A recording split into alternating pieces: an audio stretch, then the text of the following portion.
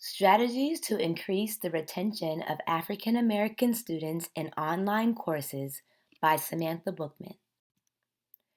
African American students have a history of being disenfranchised, achieving lower scores on academic assessments, having higher rates of adverse childhood experiences, and are more likely to be first generation college students. According to the 2018 National Student Clearinghouse Snapshot, African American students have the lowest retention rates of all races or ethnicities in all types of post secondary institutions, including 2-year, 4-year, or private. An achievement gap can be found when one analyzes the academic performance of African American students against other students in e learning environments. It is difficult to determine the cause of the gap, but the disproportionate amount of adverse experiences that African Americans undergo should be considered. Youssef et al. Conducted a study in 2017 and found African American participants reported experiencing higher rates of physical neglect, witnessing domestic violence, having a household member who went to prison, and general marital discord as children than other racial groups. African American students are also more likely to be the first in their families to attend college. One study analyzed nationwide data on first generation students and found white Americans to be 49% of first generation college students, but 70% of white college students had at least one parent who had enrolled in college before. Black students made up 14 of all the first generation students, and only 11% of Black students had at least one parent who had enrolled in college, indicating that Black students who do attend college are less likely to have a parent who could help guide them through the college process and experience. How can we help Black students do better in online courses? Studies show that the higher self regulation, self efficacy, and a sense of community students have, the better they will perform academically. These qualities are especially important in online settings where students are expected to be more self directed.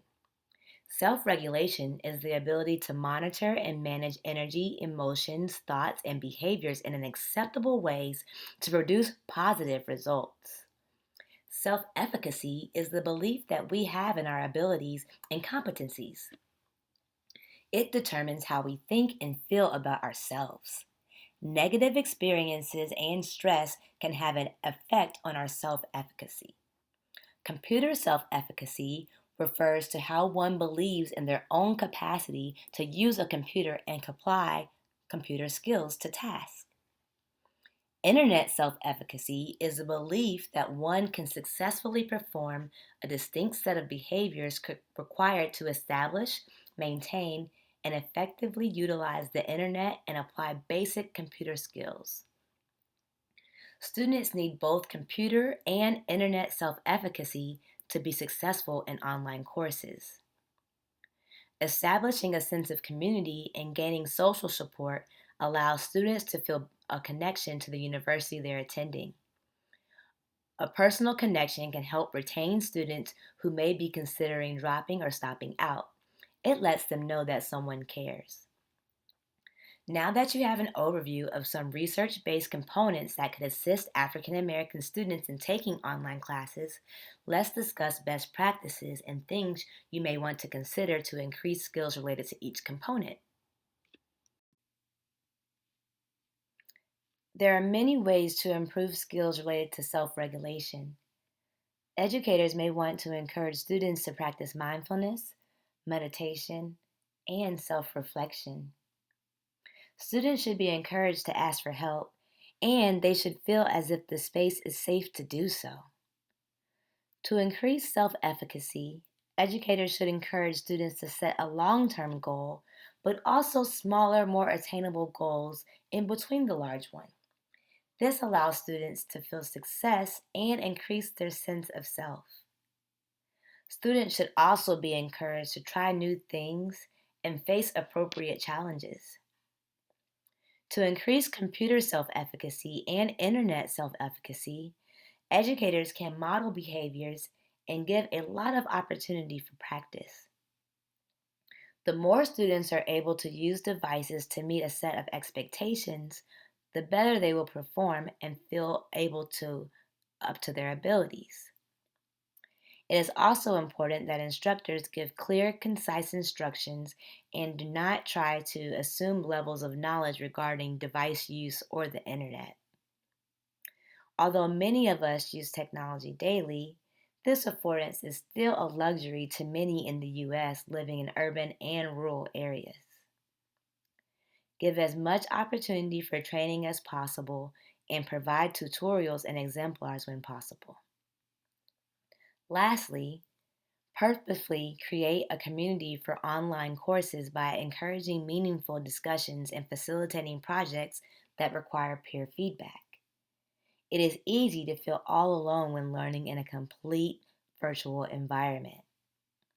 Students feel more connected when they are able to interact with their professors and classmates and make personal connections. Creating ways for students to take the topic studied and share how it relates to them or others on a personal level can help students feel grounded and foster a sense of belonging. Reviewing peer work also allows students to see how others think and provides them with the mental context in which to gauge their own development. African American students are as bright, talented, and gifted as any other race, but have proven struggles in standardized academic environments and in online courses. Educators can create better spaces for African American learners and other historically disenfranchised populations learning online by purposefully embedding strategies to increase self regulation, self efficacy, and a sense of community within their course design. By developing instruction that meets the needs of students who need the help the most, we encompass all other students' needs too.